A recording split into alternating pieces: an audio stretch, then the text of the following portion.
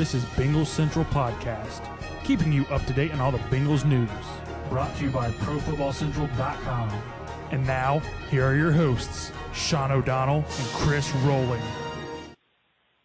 Welcome to the Bengals Central Podcast, found exclusively on the Pro Football Central Radio Network and brought to you by Onnit.com, delivering everything you need to thrive.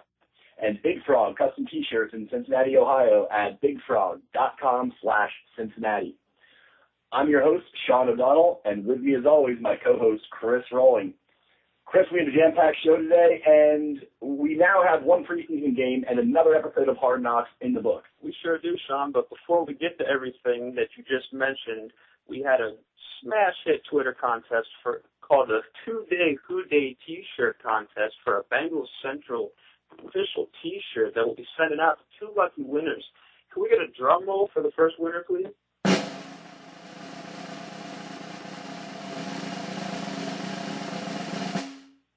Congratulations to Brian Goodwin. He's winner number one, and you can find him on Twitter at BGGOOD63. Let's hear the drum roll for the second winner.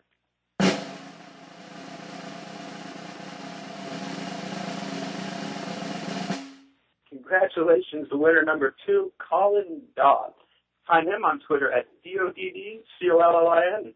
They will both receive their very own special Bengals T-shirts courtesy of BigFrog.com, located in Cincinnati.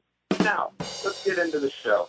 We have some great guests lined up today. We have Pro Football Central's resident fantasy football expert, Brian Dezelske, to talk some fake football with us. And later, we'll have Rob Gehring of NFL Films and Tom Gower of Football Outsiders give us a glimpse at the upcoming preseason game against the Tennessee Titans. Yeah, that's right, Chris. Before we get into those great interviews that we have lined up, we do have one preseason game in the books now from the Cincinnati Bengals, and that was against the Atlanta Falcons when the Bengals traveled down to Atlanta to take on Matt Ryan and company for the first preseason game of the year. And, there was a good amount of highlights, I guess, for the first preseason game of the year. And I got to start off with one of the more notable storylines in wide receiver Dane Sanzenbacher. I don't think anyone surprised us, for lack of a better word, more than Dane Sanzenbacher during the first preseason game.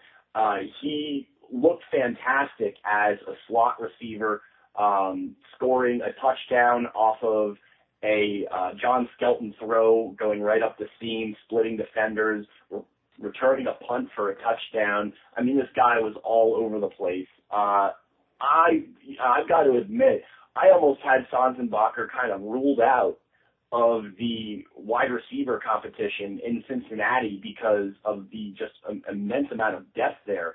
But he kind of started to make me a believer.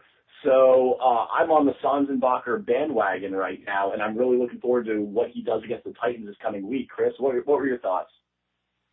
Yeah, I'm right there with you. I've said it before, and I'll say it again. The Bengals need more speed at the number 4, 5, and maybe 6 roster spots here at receiver.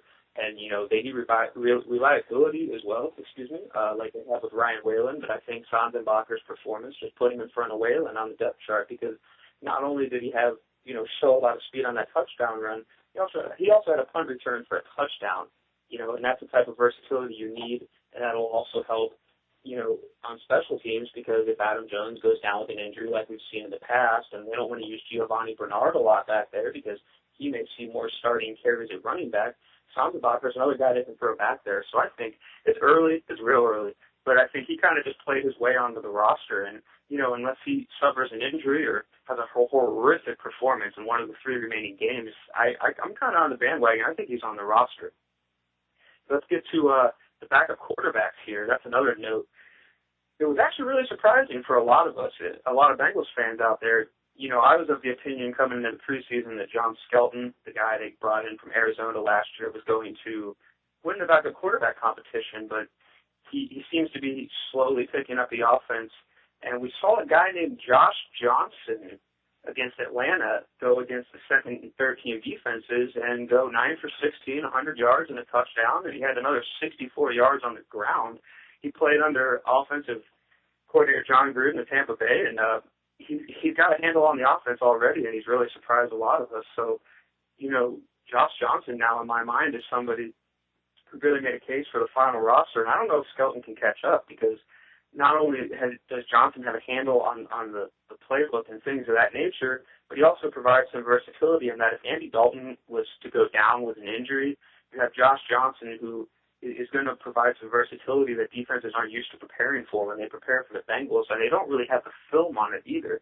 So you want reliability at backup quarterback, but you also want some unpredictability. I think Johnson has that, really both of it. So I'm really impressed with Johnson's performance against Atlanta, and I fully expect him to keep the ball rolling. Skelton's going to better pick up the offense here as the weeks go on, but Johnson may have too big of a lead now. Sean, your thoughts on this backup quarterback battle?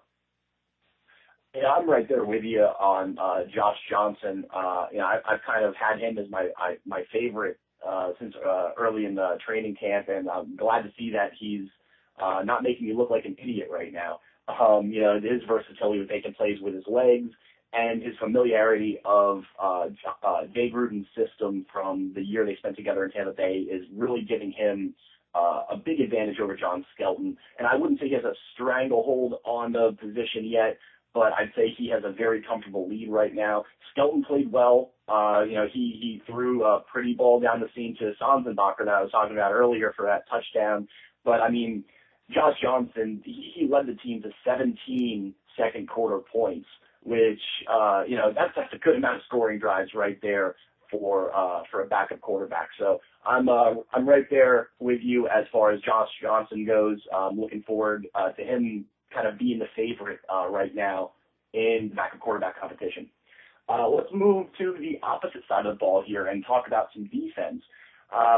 The Bengals defense, as advertised, they brought back all their key players from their defense, their sixth-ranked defense in 2012, and they looked just as good. This defense looked like they were in mid-season form in the preseason. Game one against a very high-octane Falcons offense.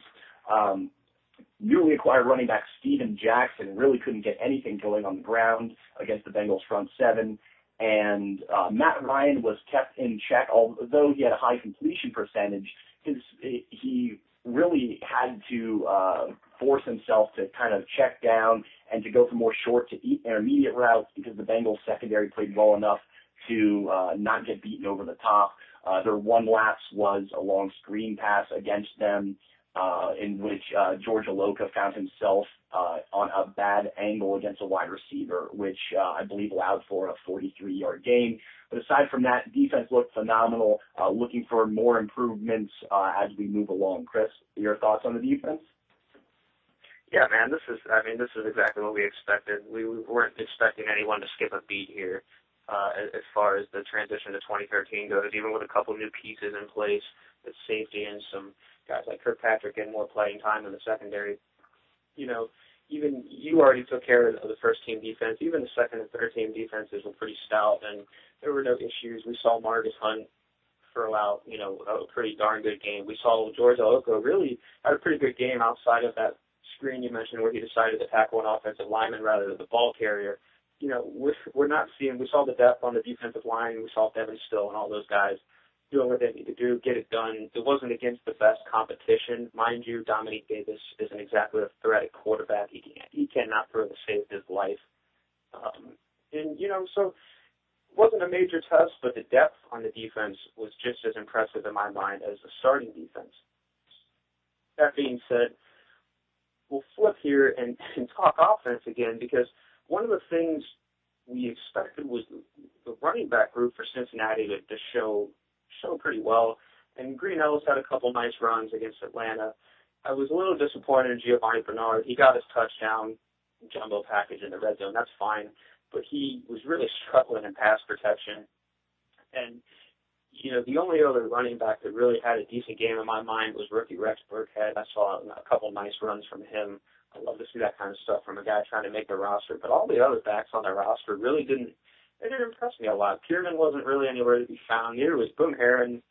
I think he's on his way out. I think the Ohio State infatuation from Bengals fans is gonna have to get over itself, because he's not making an impact as much as he's trying. And right now the running backs were not as advertised, and it's going to be a little while before we see Giovanni Bernard play up to his expectations.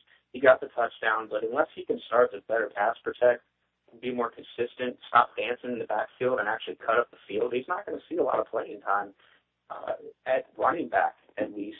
That's where Ben Jarvis Green Ellis will still carry most of the load. Sean, your thoughts on the mediocre showing from the running backs?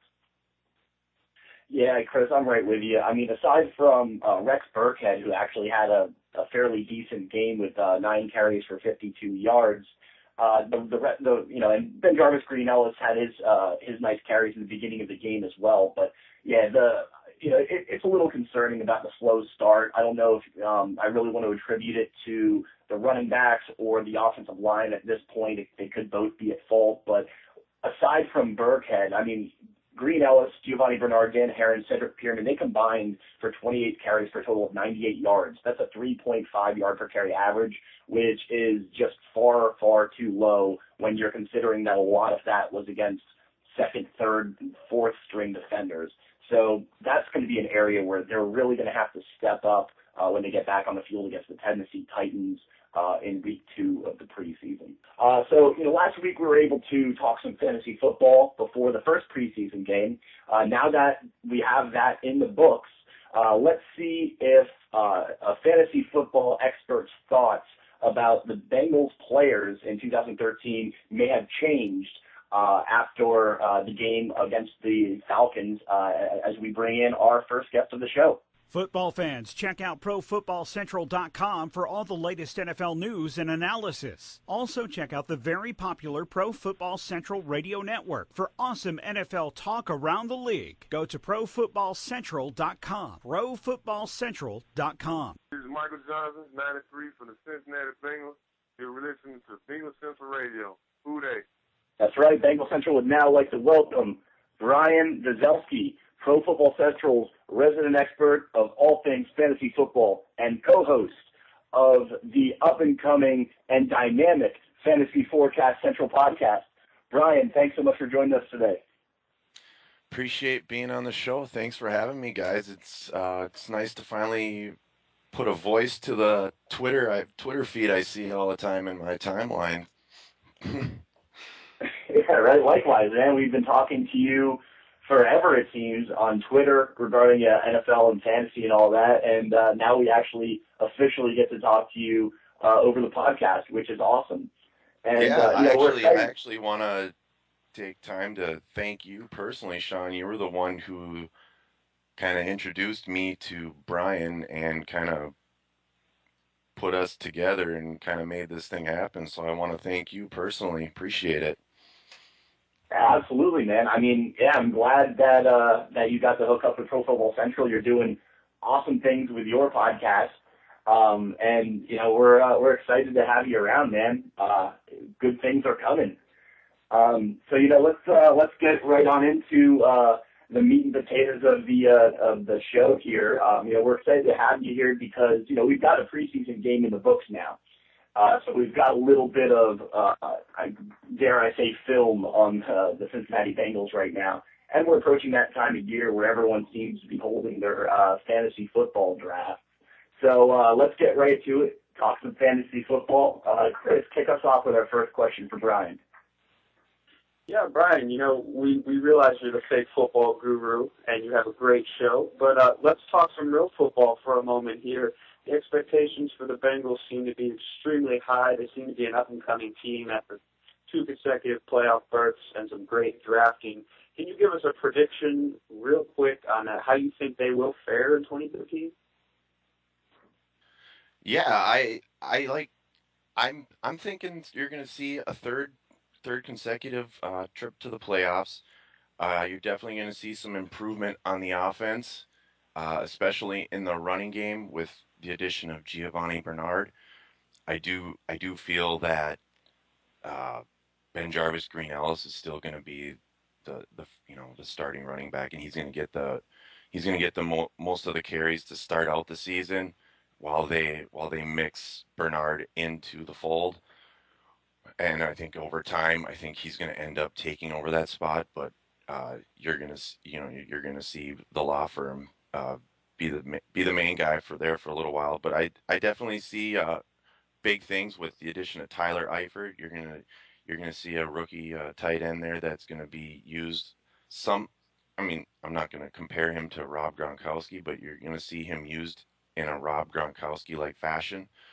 They're gonna use him. Looks like in two tight end sets. They're gonna use him some like a kind of like a wide receiver, a lot like the Patriots do with Gronk. So I think you're gonna see some fun things on offense and they beefed up the defense a little bit as well. So I think you got good things down there in Cincinnati. I think you're gonna have a bright season ahead of you guys this year. That's great to hear. It'll be the first time in franchise history that Cincinnati does get to the playoffs 3 years running if that prediction comes true. So that's exciting. As Bengals fans know. Let's get started on the fantasy football side of things, and obviously that young offense needs to be orchestrated by somebody, and that would be quarterback Andy Dalton. Dalton has some implications regarding real football and fake football this year. On the fake football sense, he seems to have a quarterback 2 upside with all the new weapons surrounding him this season, and fairly impressive stats from last season. Where are you valuing him this season, and how should fantasy owners treat him? Well, right now he's got an ADP or an average draft position of mid to late 10th round. Last year he put up just under 3,700 yards. He threw up 27 touchdowns. He was a little high in the interception department, but in fantasy football that doesn't really matter all too much. I know there's some negative points there for interceptions, but people don't really pay attention to INTs too much in fantasy. You'd like to see that as a fan, as a Bengals fan, you'd like to see that number come down a little bit. But those numbers he put up last year, he was the 12th overall quarterback in terms of fantasy scoring. The one thing that did catch my eye last year was he came out like gangbusters. Over the first 6 weeks of the season, he put up 300-yard games. But after that, he didn't post a 300-yard game after that, and that was kind of disappointing. I think that's going to change just a little bit this year. I think you're going to see more consistency from Dalton, and I think what's going to help that, I should say, is the emergence of a true number 2 wide receiver. Mohamed Sanu, I think, is going to become that guy. I think he was actually becoming that guy last year until he went down with an injury. Unfortunate stress fracture injury kind of ended his last part of the season there. So he was coming into his own with four touchdowns going into that last part of the season when he went down with injury. A true number 2 receiver is going to help Dalton go a long way. It's also going to obviously help with AJ Green. AJ Green had a monster year last year, 1,350 yards and 11 touchdowns. But there was just not that true number 2 wide receiver. Andrew Hawkins, he did really well as the slot receiver. I think you're going to see him solidify that position again. I don't think there's anybody really competing with him. He does really good with a lot of that underneath stuff. When he gets into open space, he can really create, and he can rack up yards in bunches. So I liked Andy Dalton personally because here's the way I kind of draft quarterbacks when it comes to fantasy football. I'm kind of a late round QB kind of guy, and there's I don't know if you guys know who JJ Zachariason is. He was the owner of the lateroundqb.com. I believe he's the owner. And he kind of subscribes to that method too, and I kind of got that from him a couple of years ago. And Andy Dalton, Tony Romo, and Eli Manning are like 3 of those guys that I target in that 8th, 9th, 10th round. Andy Dalton is someone I personally would love to have as my QB1. I would like to have him as my QB1. I can get him late in the round because I like the thought of 3,700 to 4,000 yards and 27 to 32 touchdowns this year. That's just fine for me while I can stockpile premier positions like the running back and the wide receiver positions in the earlier rounds. Hey, Brian, that's a great deep dive that our listeners are going to be able to use here as they're going through their drafts. And, one of the reasons we love Dalton so much and we think he will fare well is because of the aforementioned rookies you mentioned with guys like Tyler Eifert and Giovanni Bernard. Where do you think they should be drafted in dynasty and standard leagues? Well, when it comes to standard, we'll start off with the standard leagues first. Dynasty leagues is not so much my specialty. I've only done one dynasty league, and it kind of folded. So I study it a little bit, but we'll start with the standard leagues. Tyler Eifert right now, he's got an ADP of middle 12th round, 12.07 actually. So you can get him fairly late. Right now he's being viewed as a tight end 2 with some potential for, tight end 1 upside.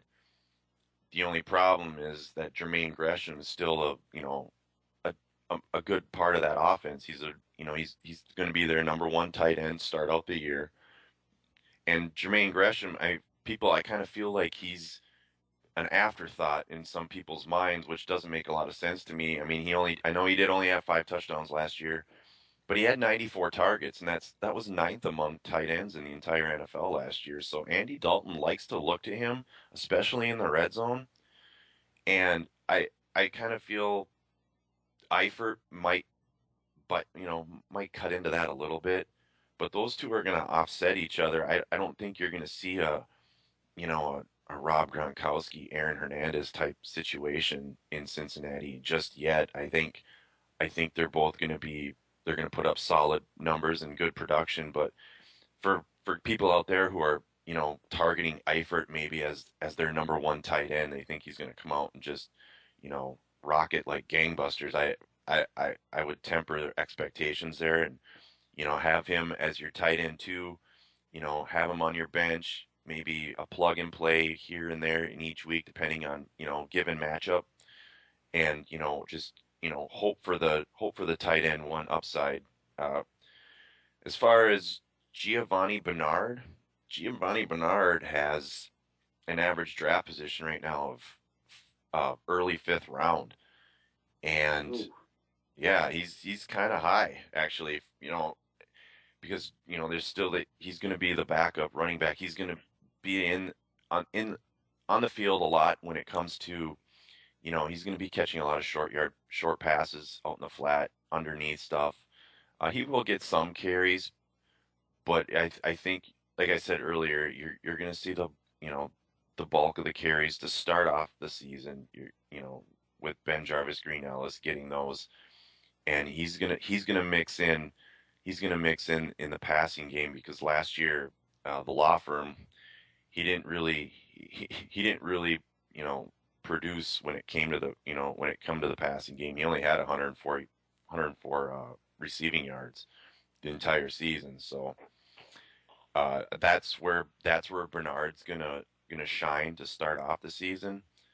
Yeah, you can get him in the 5th round. I personally think that might be just a tad low. I think he's when people start doing their drafts, closer towards the season here, I think people are gonna start jumping on him a little bit sooner, but and kind of, especially in keeper leagues, if people like to stash keepers, and like you said, we were going to talk about some dynasty here in a minute.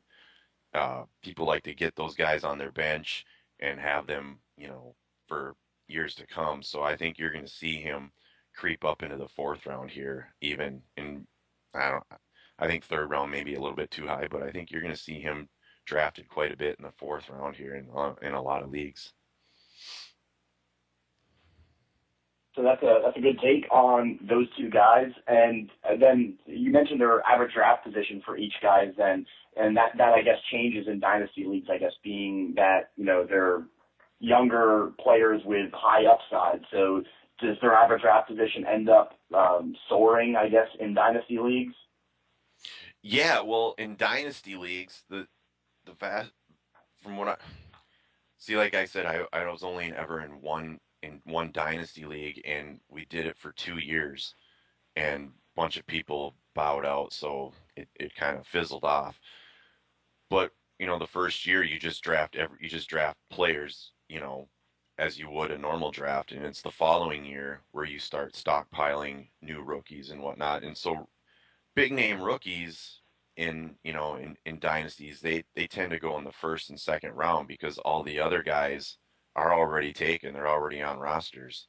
So a guy like Giovanni Bernard, he's targeted as a first round pick in dynasty leagues. Probably a high to, I would say somewhere in the 4 to 5 range, maybe even a little higher, considering that he's a running back. Tyler Eifert would be more so. I would venture to guess somewhere in that third round. Because second, maybe late second, early third round, because he is viewed as a decent receiving threat. He almost is a wide receiver at the tight end position. So he's gonna garner some low second round, consideration in dynasty leagues. Let's switch back to normal league, standard leagues here, and part of the beauty of fantasy football is the guys who can find the sleepers are the guys who typically win their leagues because they're deep at a lot of positions when injuries strike. So with that in mind, let's look at the Bengals roster here. A sleeper I like to throw out when people ask me about the Cincinnati Bengals is a guy like Marvin Jones. With a lot of the attention, Mohamed Sanu being the bigger name, Marvin Jones is a guy with versatility to play all three receiver positions. I think he's going to lock down the outside spot while Sanu locks down the slot receiver spot. Do you see any tempting sleepers to take a flyer on late in drafts on the Cincinnati roster? Well, yeah, I have my eye on Mohamed Sanu. I think Mohamed Sanu is gonna be the bright spot for the Bengals this year, or the pleasant surprise, if you want to call whatever you want to call it.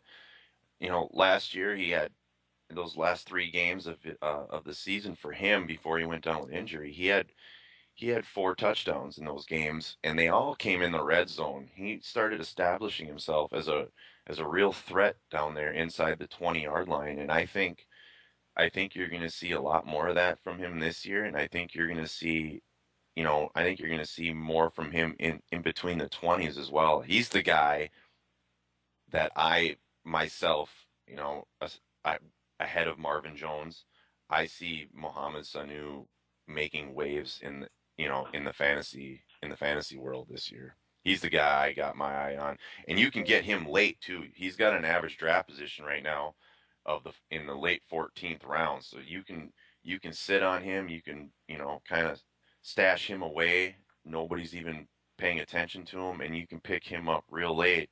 And I think he's going to do some big things this year.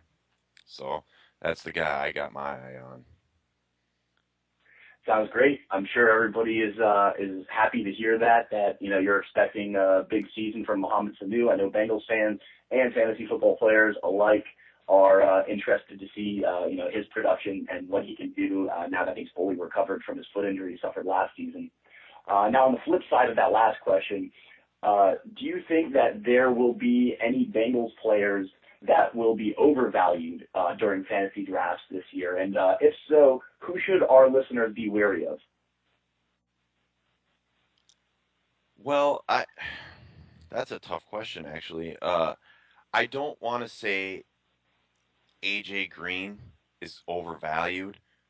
I, I I know last year he ripped off a touchdown every week from weeks 2 to 11, but after week 11 he only had 1 touchdown afterward. And when it came to everybody knows that fantasy playoffs start sometimes week 12, sometimes week 13, depending on how your league is set up.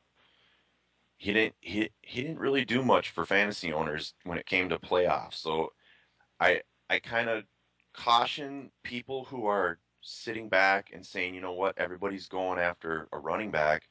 I'm going to jump on one of the top 2 or 3 wide receivers in the draft and make sure I get myself one of those guys, and then I'll, concentrate on wide receiver or on running backs later.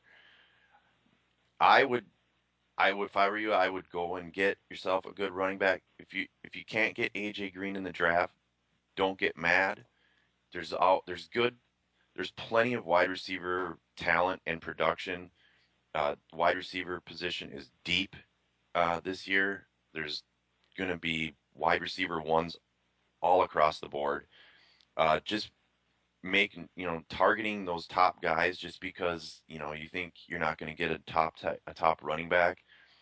I would caution people to maybe rethink their strategy and make sure they do get a running back, because they can still get really, really, really good production out of a guy like, you can sit back and you can get a guy, say like or Randall Cobb. You can get a Randall Cobb probably in the third round, or you can look elsewhere, maybe like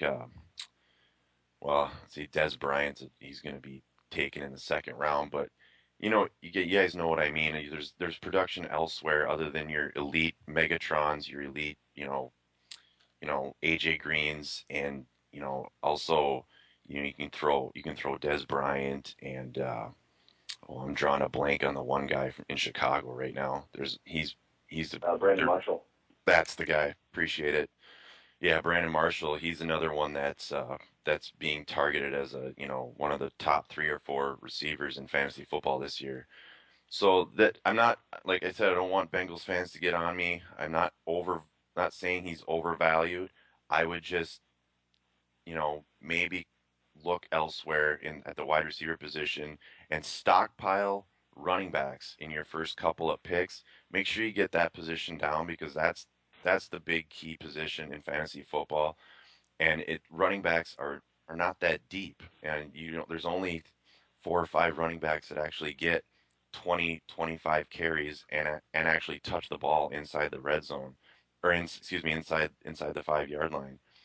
Everybody knows that the NFL is becoming a 2-back system, so guys are doing horsework in between the 20s, and then they get taken out when they get to the red zone. So I would get your hands on some solid running backs, and then add good receivers later in the round, starting rounds 3, 4, and 5. Oh, there you have it, Bengals Central listeners. As much as you love first and second round, because running back is thin, wide receiver is absolutely not. So, Brian, a big thank you today. A big thank you to the man known as Brian Dezelske for visiting us. Why don't you go ahead and let everyone know where they can find your work and your personal Twitter feed? Sure, appreciate it. You can find my work over at brunoboys.net. I'm a staff writer over there. You can also find me right here at profootballcentral.com. I have a weekly show with my boy Nick Sliegel. We co-host the Fantasy Football Forecast every Tuesday, and usually gets out sometime Tuesday afternoon. You can find me on Twitter at Brian Dezelske. That's BrianDezelske.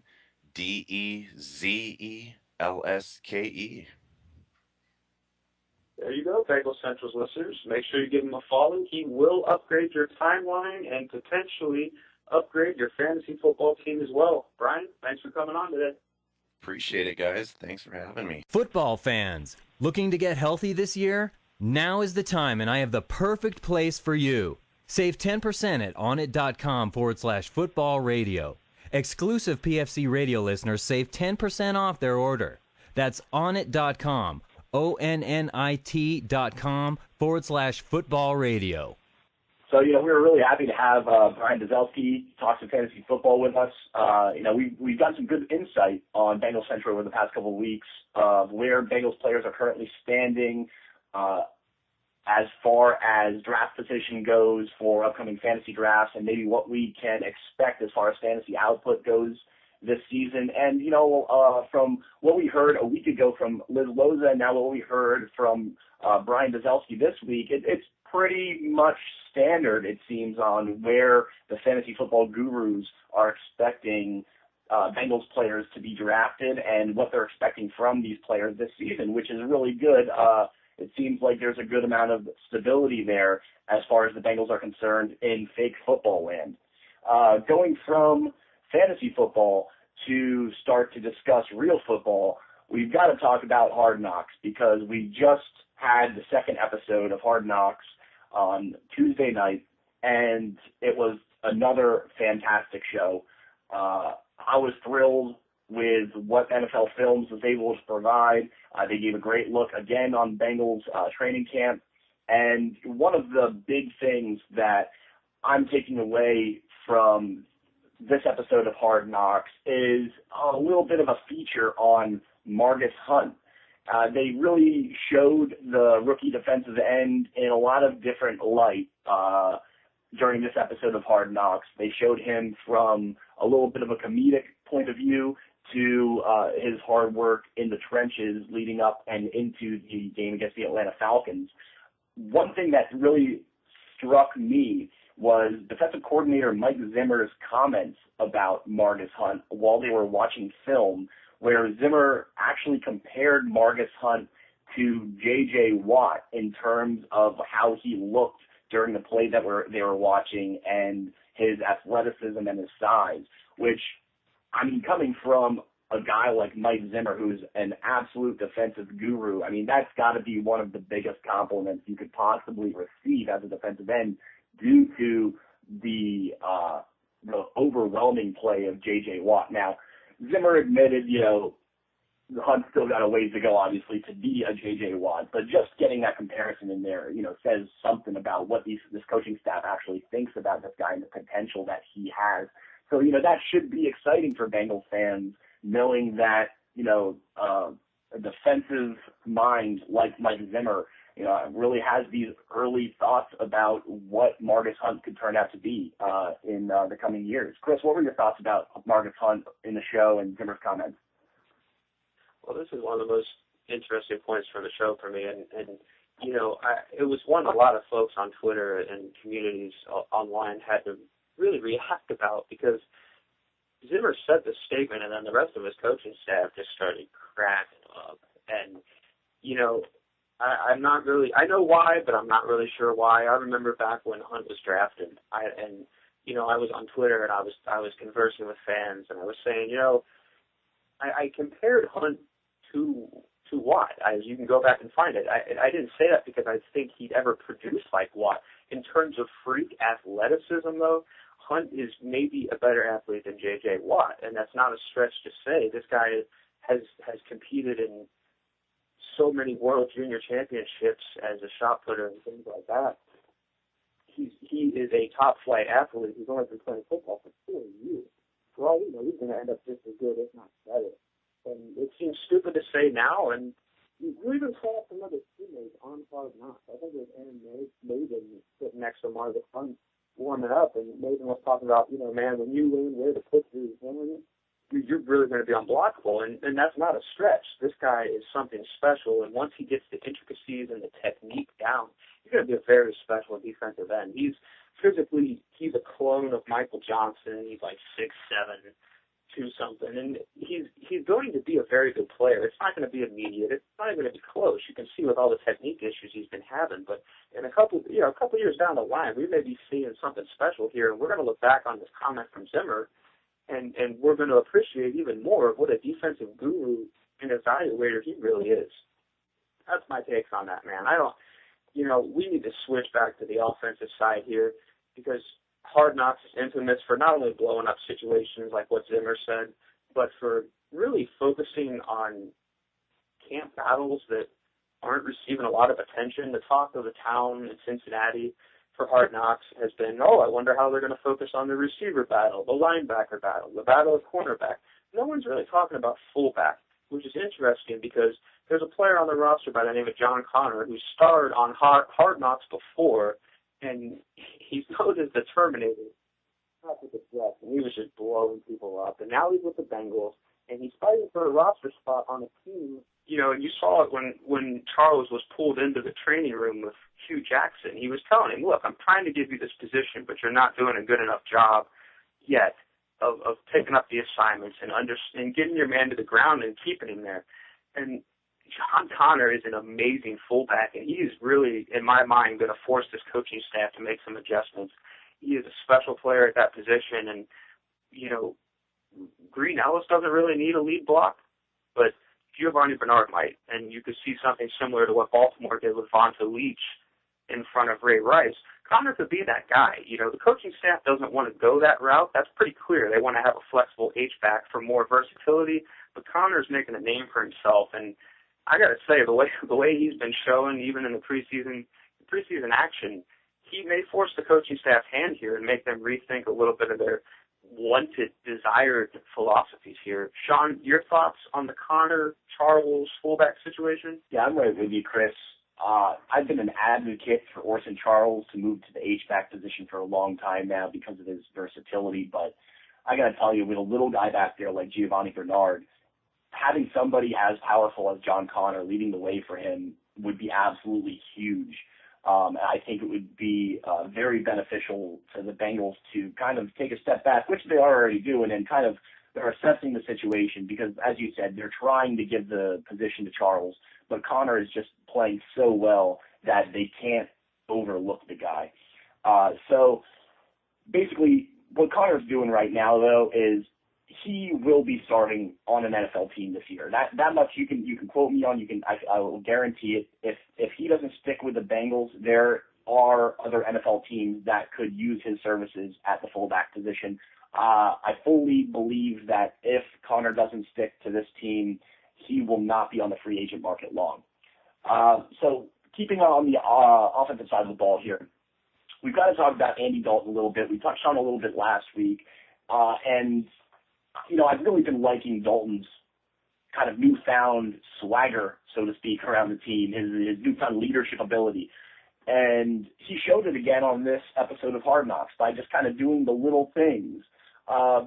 It was well documented when Dalton went into the trainer's room and, he went in and he checked on A.J. Green. He went in and checked on Andrew Whitworth, making sure they're happy, making sure the rehab is going well because he knows how important they are to the offense. And that's something that a team leader really needs to do. He needs to pay attention to his supporting cast, and he needs to put in an appearance and let those guys know that they're important to him. And he's doing a fantastic job of taking the role of the leader and running with it. And just another positive episode for Andy Dalton. And it's really starting to show him in a whole different light than what we thought of him in years past. Chris, what's your take on Dalton and his position with the Bengals right now? I don't really have a lot more to add to that, man. I mean, he's doing what he's supposed to do, and through 2 episodes, he has solidified himself as the face of the franchise and the leader of the franchise. I've been very vocal in the past about, hey, Dalton's got 2 years left on his contract. What happens if he falters in his 3rd season? Will the team draft some competition? I think the way the coaching staff has talked about him and his actions have speak louder than his words. It's more than put those questions to bed. And, I mean, he's the guy, whether he falters or not. Him visiting all his players, taking care of his guys, and displaying his leadership has more than convinced me that he'll be sticking around for the long term. Now that we've given our perspective on Hard Knocks, let's go ahead and hear from a man that is actually helping put together the show for the fans. Cigar fans, check out fifthdowncigar.com and enter the coupon code PFC to get 10% off your order. Lots of nice, high-end cigars. That's fifthdowncigar.com. Enter the code PFC for 10% off your order. Football fans, check out the official T-shirt apparel shop for BengalsCentral Check out bigfrog.com/Cincinnati. That's bigfrog.com/Cincinnati. Big Frog offers 24-hour turnaround and no minimums. At Big Frog, you think it, we ink it. Also visit them at their fabulous store over at Anderson Town Center, 7426 Beachmont Avenue, Cincinnati, Ohio, 45255. Who day? We're very excited to bring in Rob Gehring, NFL Films senior producer and director, and one of the people that bring us Hard Knocks featuring the Cincinnati Bengals on a weekly basis. Rob, thanks so much for joining us today. Hey, no problem, man. Thanks for having me. Appreciate it. Absolutely. We're really excited to talk to you today. We just watched the 2nd episode of Hard Knocks, and we're absolutely blown away for the 2nd straight week. This is becoming one of the most captivating shows on television these days. And I've got to ask to start off here, what's it like spending time with your crew, kind of, while hanging around the Cincinnati Bengals in the training camp? What's the atmosphere like for you? Well, it's a lot like the team that we're around. You form relationships with guys. You work with a lot of guys from all over the country. I mean, it's not just staff guys that we've got. We've got guys we've worked with for 10, 12, 15 years, or I've worked with for 10, 12, 15 years that, shot football for us for even longer than that. And so it's, you're all just kind of hunkered down, doing the best you can to capture a moving target in essence. Good stuff, Rob. So let's get right to what Bengals fans really want to hear about James Harrison. First of all, you guys did an amazing job with him in episode 1. Can you give us a little insight as to what it's like for your crew to have to put up with him? And is what you see really what you get with Mr. Harrison? Well, yeah, I wouldn't say that we have to put up with him. James has been fine. He's one of 90 guys that we're trying to cover, plus coaches and staff. And so, he's been cooperative as much as any other player. He may or may not like it around. Sometimes it's a little hard to tell. There's times where he gives me that look where I know he's serious, and there's times where we think he's joking. So, but he's been great. I mean, he's given his time like a lot of the other guys, and we haven't really had any problems, to be honest.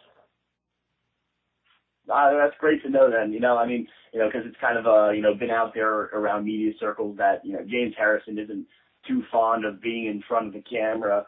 But on the flip side, we're actually pretty curious. Are there any Bengals players that kind of seem to find their way around the cameras intentionally because maybe they enjoy being in the spotlight a little bit?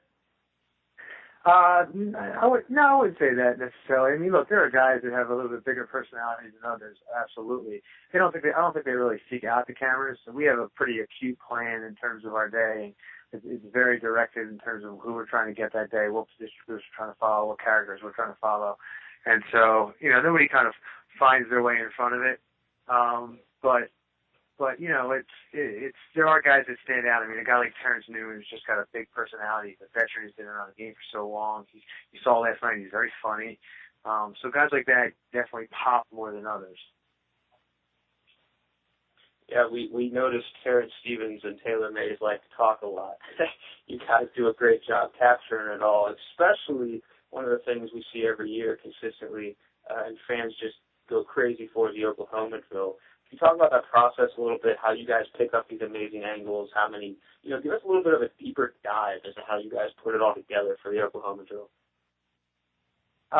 Well, actually, I'm fairly anal, for lack of a better word, when it comes to that kind of thing. So we diagrammed the whole thing out. We knew exactly what our camera positions were going to be.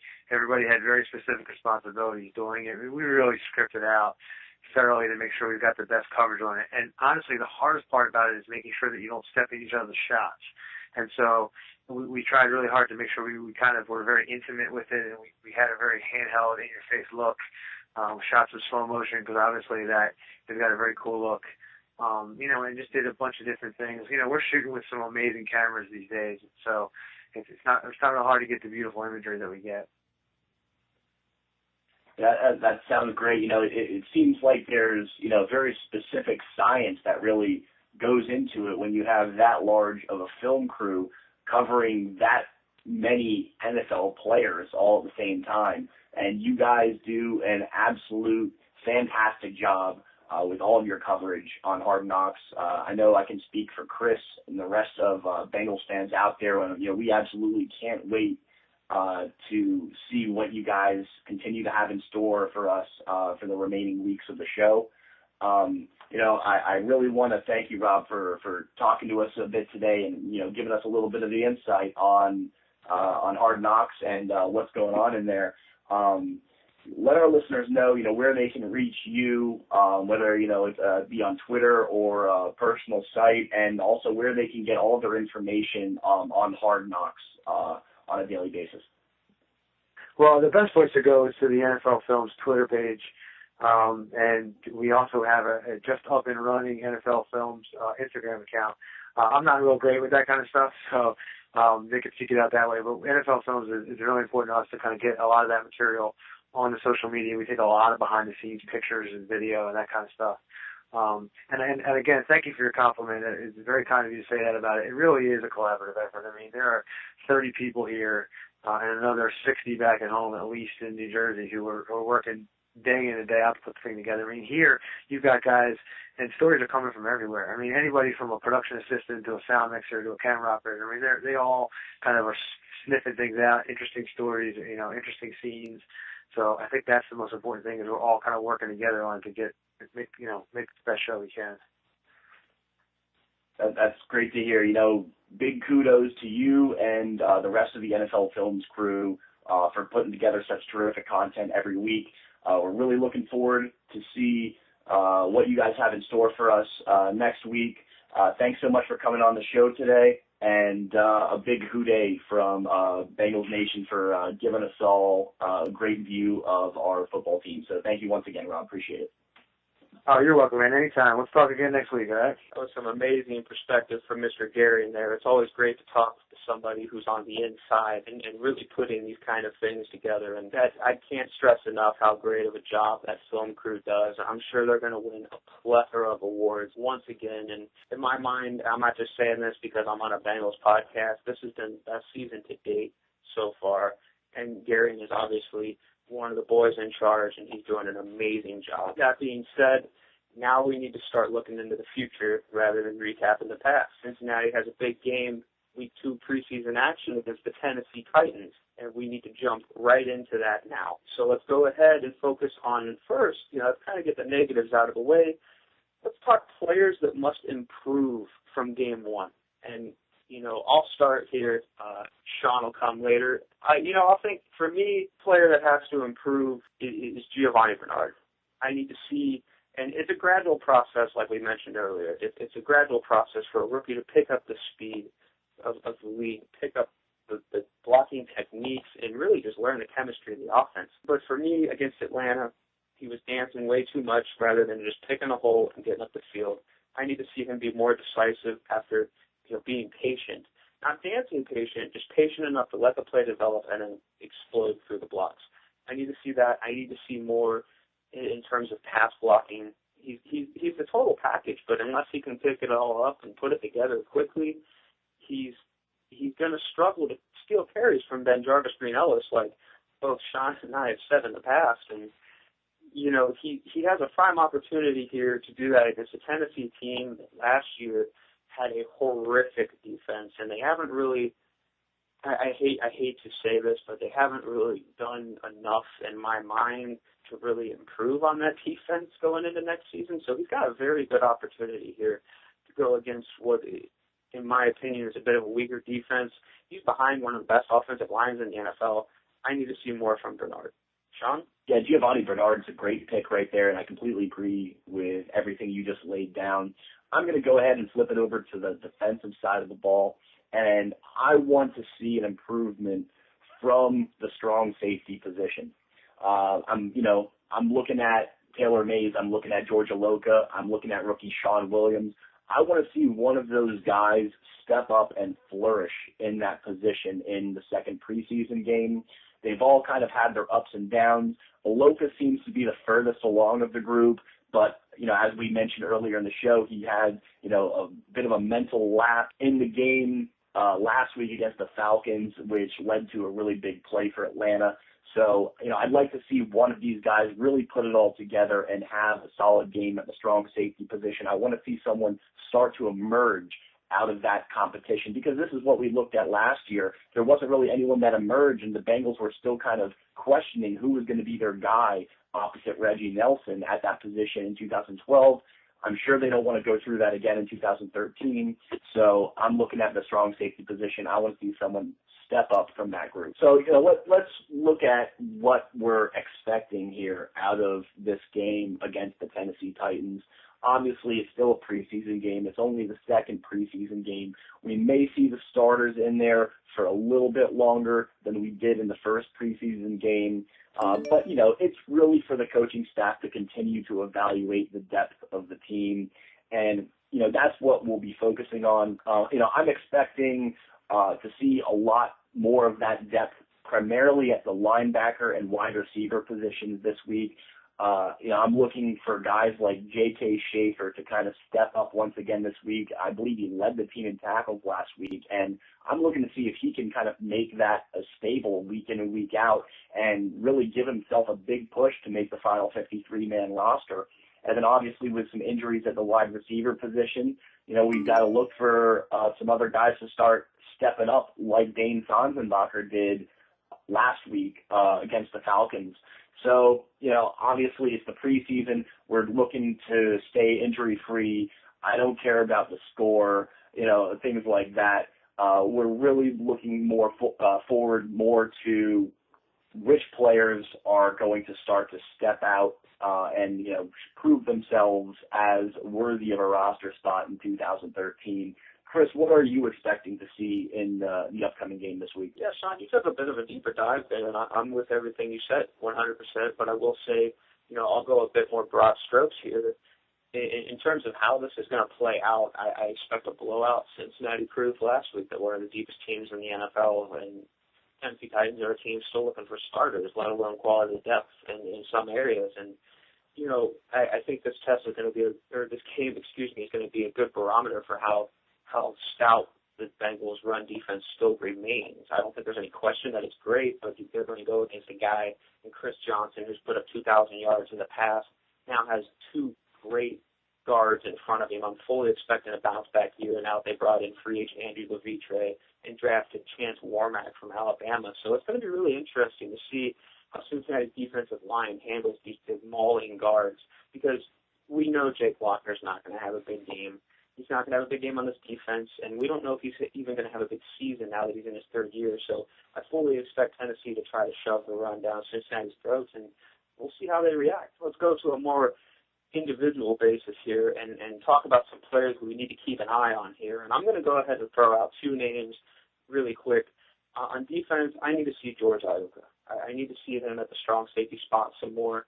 I really, really like what he showed over the course of the entire game in Atlanta, minus the screenplay where, again, he decided to take a bad angle, tackle an offensive lineman, rather than the guy with the ball. Other than that, he was very good. His hat was always around the football. He was always making big hits.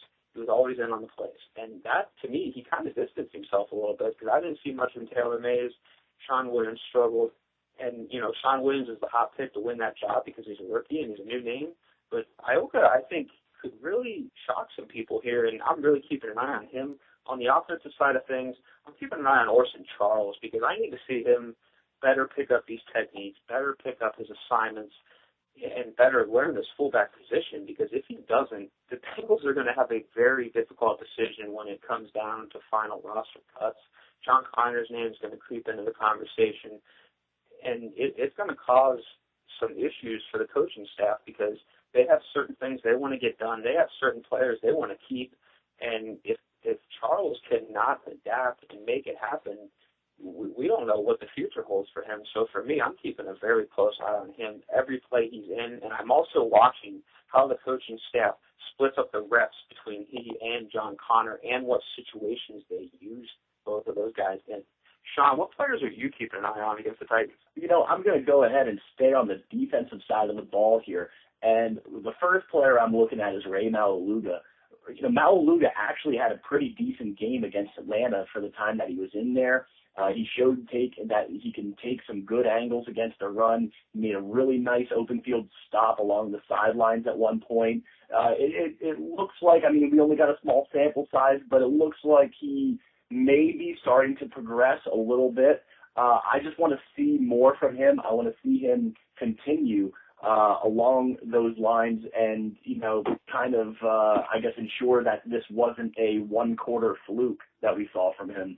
And I also am looking at the Bengals cornerback position. I want to see the depth of that position, in guys like Sean Prater, and I want to see Drake Kirkpatrick out there. I want to see guys, start to step up because it's really murky after Leon Hall, Adam Jones at the slot, and Terrence Newman on the other side. We know the depth is there, but we don't know the order that these guys are sitting in right now in the eyes of the coaches. So we got to look for some guys to start stepping up and breaking out of that pack right there in the cornerback depth. So now that we've had our say about the upcoming preseason game against the Tennessee Titans, let's get the opinion of a guy that focuses on the other team as we bring in our next guest. Football fans, check out the official T-shirt apparel shop for the Pro Football Central Radio Network. Check out bigfrog.com/Cincinnati. That's bigfrog.com/Cincinnati. You think it, we ink it. They have an awesome 24-hour turnaround time. You can also visit them at their fabulous store over at Anderson Town Center, 7426 Beachmont Avenue, Cincinnati, Ohio 45255. That's bigfrog.com/Cincinnati. Bengals Central would now like to welcome Tom Gower, NFL expert and Tennessee Titans staff writer for Football Outsiders. Tom, thanks so much for joining us today. Oh, thanks for having me on. Absolutely, man. We're really excited to speak with you today. The second week of the preseason is about to kick off. The Bengals are now in line to play the Tennessee Titans this coming Saturday. And, we're really looking forward to get your input on what we can expect to see from these teams in just a couple days. Chris, kick us off, and let's pick Tom's brain about the Titans and the impending matchup. Yeah, Tom, right before we get into talking Titans football and the upcoming matchup, we're curious to see if you watched Hard Knocks this year, and if you have, what is your current impression on the Bengals now that we've had this more in-depth look at the team and coaching staff? I don't think I've ever seen a single episode of Hard Knocks this year or any other. So I may be the only person who writes about football who hasn't, but I've caught a couple minutes on one of the NFL Network re-airs that they show from time to time, but I've never sat down and watched a full episode. Oh, that's not a problem, man. Yeah, there's plenty of us that haven't. Have you followed the Bengals team, I guess, through the years? I mean, you probably know that they're kind of like more of a younger, up-and-coming, sort of squad and whatnot. So I guess, despite the lack of Hard Knocks, how are you feeling about them right now? I don't know if, it's easy to go talk quarterback is the default question for any NFL team, but I think that there's a big question about how good can Andy Dalton be, because he was obviously very proficient as a rookie. I was at the game in Nashville where he led the Bengals to a comeback win that was ultimately the game that put the Bengals in the playoffs over the Titans that year. But I haven't seen the development in his game since then, and I wonder if is he maxed out already at a relatively low level, or can he, improve his pocket movement, do a better job of finding secondary reads, not lock on to AJ Green so much.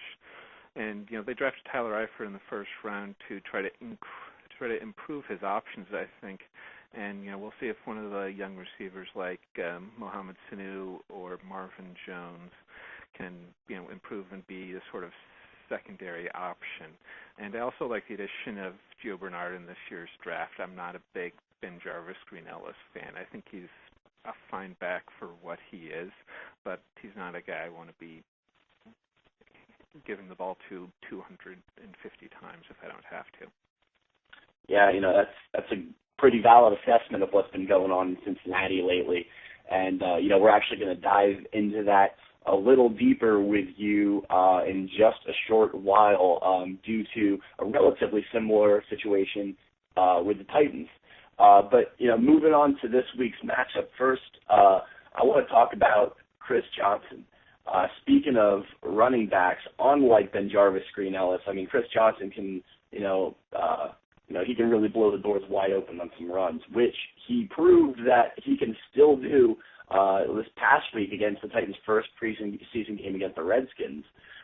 Now, obviously Chris Johnson's got some amazing quickness. He's got blazing speed.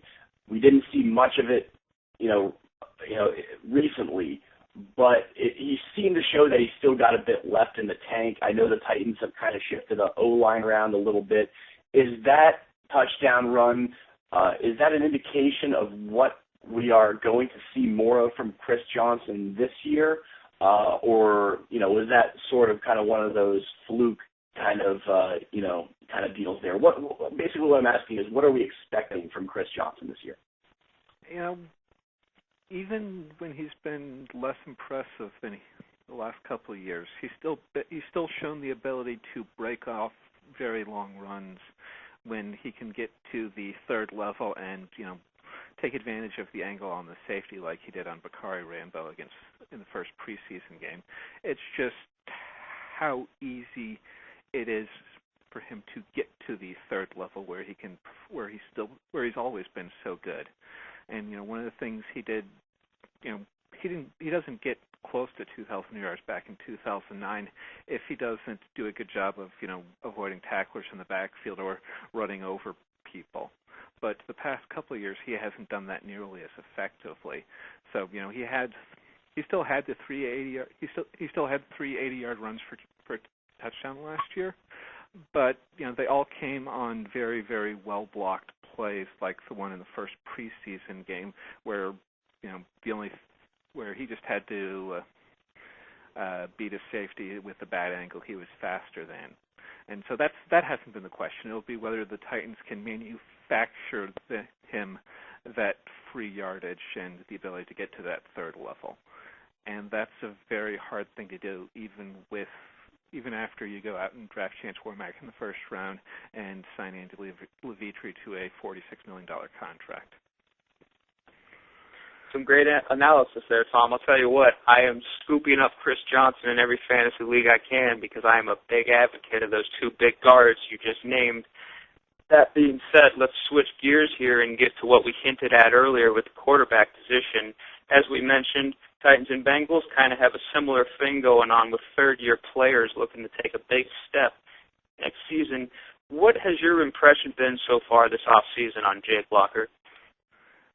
The Titans made a very clear statement that they're not going to, it's probably a must-win year for head coach Mike Munchak, defensive coordinator Jerry Gray, maybe even general manager Rustin Webster. And they all made a very clear statement, Munchak and Webster in particular, that they're not going to let Locker run a high-volume passing offense like the one the fired Chris Palmer ran the last 2 years, because they've sort of implied that Locker's not good enough right now to execute a high-volume passing offense, so we're going to try to win as many games as we can with a limited quarterback. And so that's why they went out and they signed Andy Levitri and they signed Delaney Walker, who's never had more than 29 catches in a season, and they did a lot on the offense and to help the offensive line in particular. They also added Sean Green as a complimentary back, but they paid him $10 million over 3 years. So between Green and Johnson, they're paying something like $15 million in cap space this year to their top two running backs. You don't do that if you're running your offense through your quarterback. That's a well-put statement right there on the evolution of the Titans' offense. And keeping it on that side of the ball, obviously Locker's going to have to cut loose at certain points this season. And he does have a talented group of receivers surrounding him this year, led by Kenny Britt, Nate Washington. Then they've also got some younger guys in Kendall Wright and rookie Justin Hunter that they just added to the receiver corps. Are any of these players basically to you going to be really a breakout candidate this season and really step up to help out the aerial attack of the Titans? There's always the Kenny Britt dilemma, and so for the first time since before his ACL injury in September 2011, he's declared himself to be fully healthy. And we've seen a fully healthy Kenny Britt do some pretty impressive things in the NFL. He was on pace for Calvin Johnson-like numbers in the two-game sample size before he got hurt in 2011. And the Titans, first half of 2010, had a very efficient deep passing game with Vince Young, another very limited quarterback. They didn't trust to run a high-volume passing offense, throwing deep passes to Britt. and to complement a Chris Johnson running game behind an offensive line that they think will be while good, they think will be better this year than it was then. So that's sort of a complicated answer. But since they're not running a high volume passing offense, you probably won't see a single breakout fantasy receiver who catches 80 or 100 passes unless somebody gets hurt and Jake Locker starts ignoring the other receivers, a la a young Matt Ryan who is so laser focused on Roddy White. So in that case, you're not probably going to see more than 50, 60 catches for any Titans receiver. And Kendall Wright had 65 catches last year as a rookie, and I don't even think he'll match that mark this year. Hey, Tom, that's some great stuff, man. That's the type of deep analytical answers we love to hear, and our audience loves as well.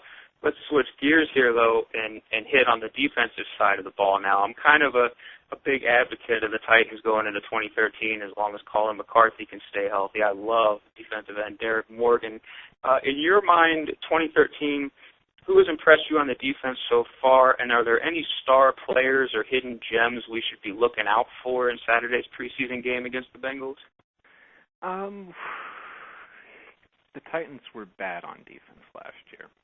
They gave up more points in the first quarter than any other team in NFL history, which is wow, that's a stat. Yeah, they gave up, and just looking at other teams in the league last year, they gave up 49 more points in the first quarter than any other team in the league. And I think the Bengals gave up fewer than 50 points all season in the first quarter. I'm pretty sure it was the Bengals and Bears who managed that. So, and I think their biggest problem is they don't have enough standout they don't have enough premium players. Derek Morgan had, only 6.5 sacks, and that was enough to lead the team. He had a large number of hurries, but, sometimes a large number of hurries just means a guy who lacks the closing burst to turn, pressures into sacks. And that was my concern on Morgan when he was coming out of Georgia Tech. The Titans have actually, Jerry Gray has actually talked about the Bengals defensive line as something he'd like to emulate. Because, if you just sit there and you look at the roster, you see a number of very big players. Carlos Dunlap, Michael Johnson, they're 6'6", 6'7".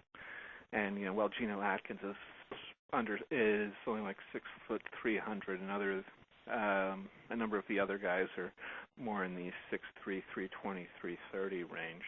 And the Titans tried to add some bulk in the offseason between defensive end Ropati Pitoe-Tua from Kansas City, who's looking like he'll play a lot on, especially on early downs, and defensive tackle Sammy Lee Hill from the Lions, who's a 6'4", 330 guy, and add some bulk to a defensive line that didn't really have as much as Gray and was looking for last season. But the brightest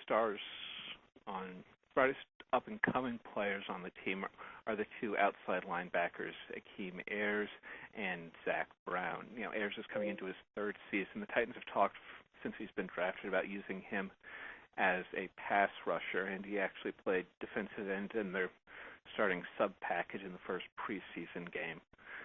He had 6 sacks last year, and the Titans are looking for him to possibly get to double digits this year if he can. Brown is a prototype weak side linebacker who had major questions about his physicality when he was coming out of North Carolina last year. He did a very good job of answering those questions to the extent that, people like me and some draft analysts who were skeptical he'd ever be good were we have to admit our question was answered well. It's just a matter of both Ayers and Brown becoming more successful on a more consistent basis and playing with the sort of discipline and play recognition you expect from experienced players. They've shown physical talent, they've flashed, but can they develop into quality professional linebackers? We'll see. Yeah, we're going to be really looking for those guys now in the front seven of the Tennessee Titans in the upcoming game, being that the Bengals offensive line is still trying to gel together as it's their second year as a unit. And, as far as the Bengals fans are concerned, they're looking for tight ends, Jermaine Gresham, especially rookie tight end Tyler Eifert to step up. So I think that's going to be some great matchups with the Bengals front offensive line against the Titans defensive line and linebackers. I think that's going to be, definitely one of the matchups to watch this coming Saturday. So, Tom, we're going to go ahead and leave you with this one final question here. And this is a finish the sentence. So the sentence is, the Titans will have a successful outing against the Bengals in week 2 of the preseason if? Number 1, nobody gets hurt. Number 2, the first-string defensive line does well against the Bengals offensive line. And number 3, Jake Locker is able to attempt a pass over 10 yards downfield after dinking and dunking through the first preseason game. I love it. There you have it, Bengals Central's listeners. A big thank you and well done to Tom Gower for visiting us here today. Tom, thanks so much for coming on and filling us in on all things Titans. Why don't you let us know and let our listeners know where they can find you and your work on the Internet? Sure. It's I blog about the Titans at TotalTitans.com. I also write about the NFL in general for Football Outsiders, including the weekly column Scramble for the Ball, which runs every Wednesday. And I'm also on Twitter at Thomas Gower. Very cool, Tom. Thank you so much for joining us today. Bengals Central's listeners, we highly recommend you check out Tom on Twitter at Thomas Gower. He certainly knows his stuff, and he will be a must-read and valuable addition to your NFL timeline. And, it should certainly be interesting to see how these teams fare against each other on Saturday. As we discussed with Tom, there's a lot of similarities between these two teams and also kind of a lot of uncertainties at certain positions as well.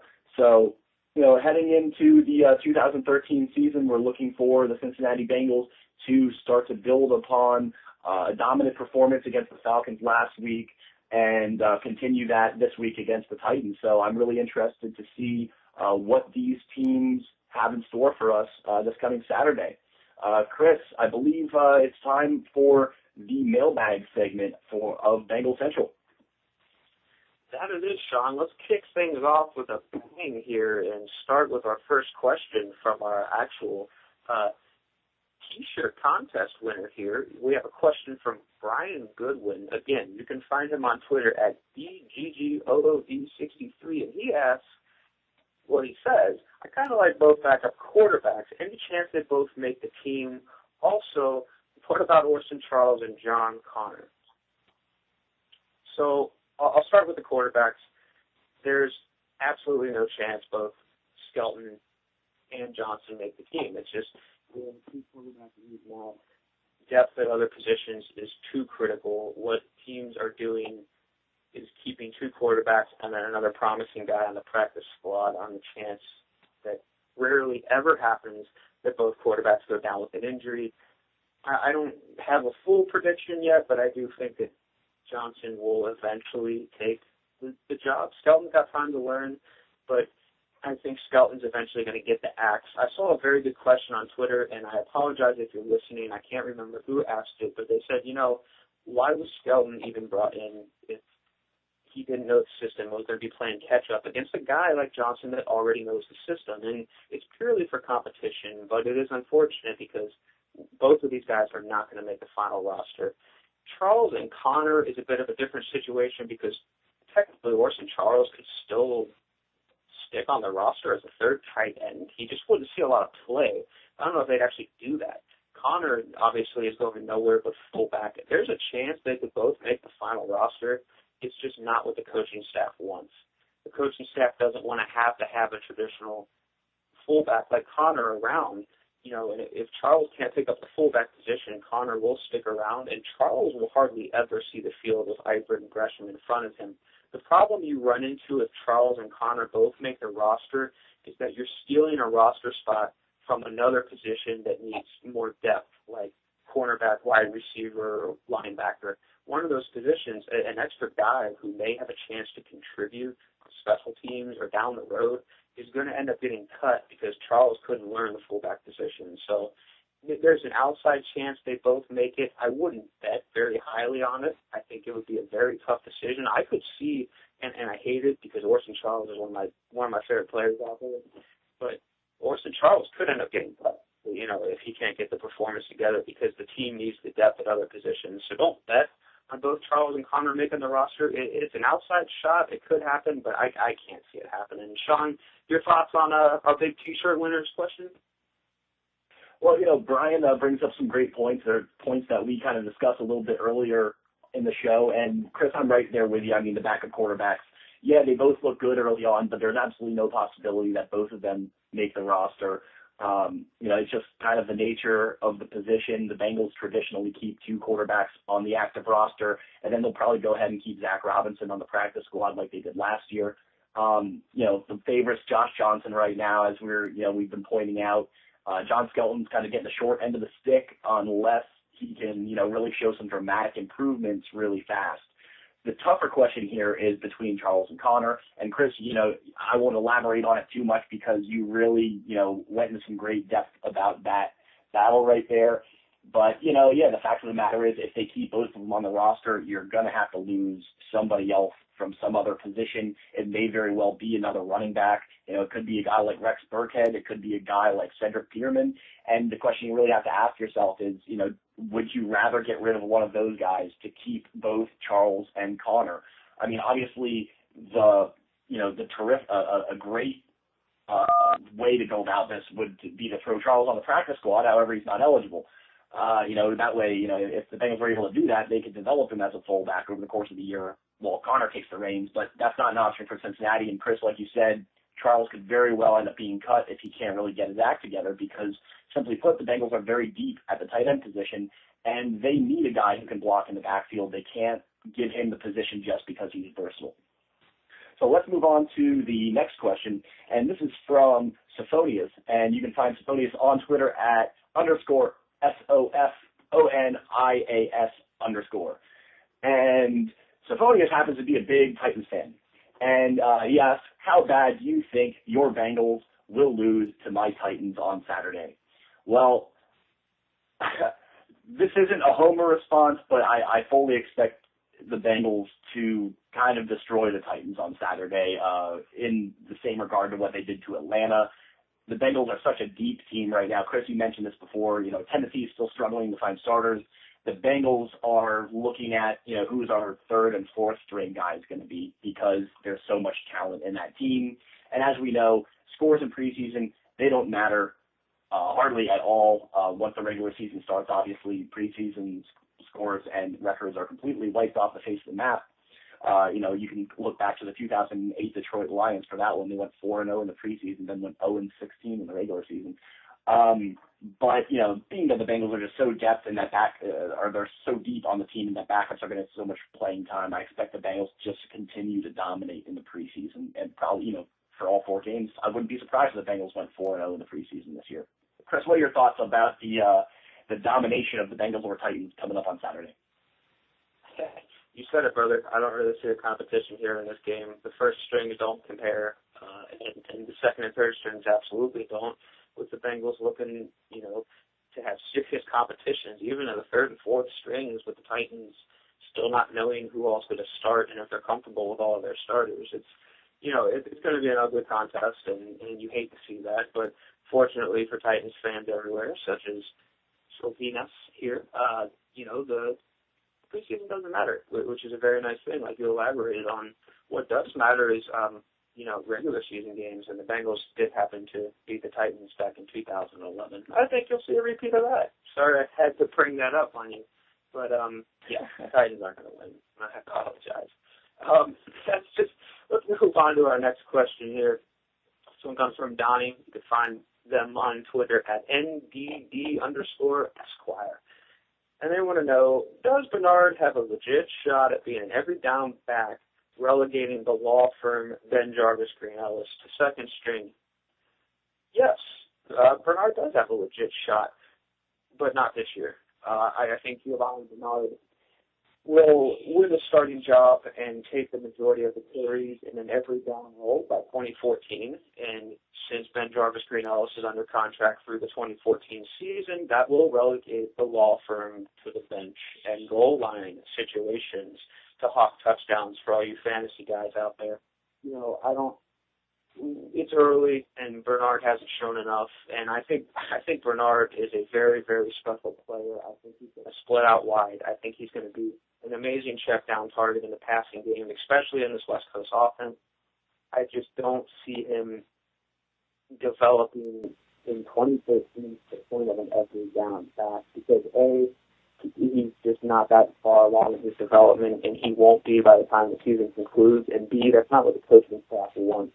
Even if Bernard does develop into an every down back, as long as Green Ellis is on the roster, he's going to see some of the carries. He's definitely going to see the short yardage situation type stuff. And, that's why he was brought in with the coaching staff knowing full and well that they were going to try to have speed, change of pace back to complement that. They tried to do that last year with Bernard Scott before he went down with a torn ACL. So even if Bernard does develop into that kind of role, it's not going to be used in that way within the confines of this Cincinnati offense. Sean, your thoughts on this question and Bernard's chances of being an every down back?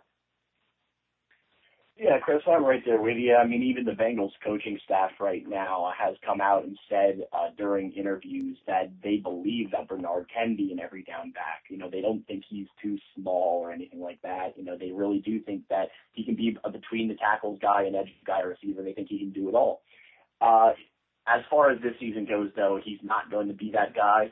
You might see him be that guy in certain drives when, Green Ellis is kind of taking a rest on the sidelines. But for the most part, it's going to be a running back by committee. Green Ellis is probably going to get the bulk of the snaps at the running back position this year, maybe a 60-40 split with Bernard. But they'll probably also find a field at the same time as well, whether they're both in the backfield or Green Ellis is in the backfield with Bernard split out wide. He's going to be a versatile guy this year. However, like Chris said, he has the ability to be that guy in the years to come, and I believe that's why the Bengals drafted him rather than some of the other running backs available at that time. It's going to be the law firm this year for the most part, but watch out for Bernard in the years to come. I believe he's the future of the backfield in Cincinnati. So let's go to the last question here, which is not a real football question. This actually came from Twitter from my brother, Ryan O'Donnell. He's not a football watcher, but he did want to get a mailbag question in today. You can find Ryan at Ryan O'Donnell PA on Twitter, and he asks, how many Bengals actually inhabit Cincinnati? And that's a Bengals question, and I asked him for one, so I get that. You know what, Ryan? I actually looked this up. Aside from the 90 players on the Cincinnati Bengals roster, the Cincinnati Zoo actually has 2 Malaysian tigers, which are fairly similar to the Bengal tiger. So if you're looking for actual Bengals, there are none, but there are 2 tigers that are very similar to the Bengal tiger in the Cincinnati Zoo. Unless, somebody has an illegal tiger somewhere. I guess that happens maybe. I don't know. But that's what we're looking at as far as the Bengals that inhabit Cincinnati. Chris, do you feel like adding anything to this one? This is really funny because I actually read this question for whatever reason is how many Bengals fans actually inhabit Cincinnati? And I was going to take this opportunity to give a low blow to Pittsburgh Steelers fans everywhere with their terrible towels and how they conveniently are worldwide because they air noodles here, quote, travel the world and blah, blah, blah. They're not bandwagon. Don't say bandwagon. But since we're talking actual tigers, it seems like you handled the research here. So nice work on that with the legwork. I completely read the question wrong. My mistake there, Mr. Ryan O'Donnell. So that'll actually conclude our Bengals mailbag segment for this week. Make sure you guys give us a follow on Twitter at BengalsCentral and send us your questions each week, and you will appear here live on the show, and I promise I'll read them properly next time. Absolutely. Also remember to check out our sponsor, onit.com, by typing in onit.com/footballradio in your address bar. Receive 10% off your next purchase from those folks. Also, be sure to check out Big Frog T-shirts at bigfrog.com/Cincinnati. We just finished up our latest T-shirt contest. Congratulations to the winners. I'm sure we're going to have another one coming up in the very near future, so stay tuned to the Bengals Central Twitter account for all the details. We'd like to thank everybody for tuning in this week. Special thank you goes out to our guests, Tom Gower of Football Outsiders, Rob Gehring of NFL Films, and Brian Dezelske of Pro Football Central's own Fantasy Forecast Central Podcast. Thanks to them all for joining us this week. As always, be sure to scour the ProFootballCentral.com network for all the latest and greatest news regarding every NFL team. For Chris Rowling, I'm Sean O'Donnell. Good day. This has been a presentation of the Pro Football Central Network. For news, blogs, highlights, and more, log on to ProFootballCentral.com.